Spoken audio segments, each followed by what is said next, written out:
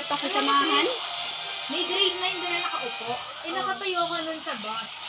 Be, nagpalit kami ng upuan. Sabi ni ate sa akin, paupuin na natin to kasi first year pa lang siya, third year na ako.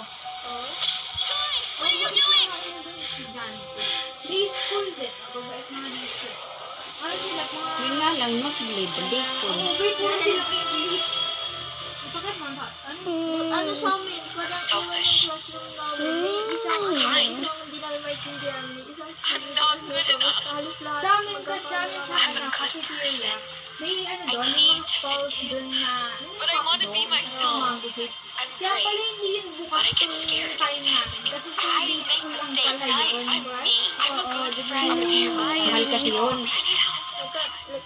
Tanungin mo kung sito kung gaano Be, kalaki. alam mo, Be, yung ko, Bumili siya. yung alam mo yung binili kong Chucky sa cafeteria, 100 yung binayad ko, walaan mo magkano nakabalik sa akin.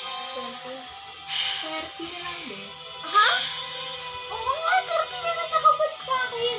Tapos nagbebe... 70 pesos? Gano'ng kalaki Chucky? Gano'ng kalaki Chucky yun? Sige ka, explain mo sa akin. Hindi mo din alam eh. Gano'ng kalaki Chucky? Like yung literal na maliit lang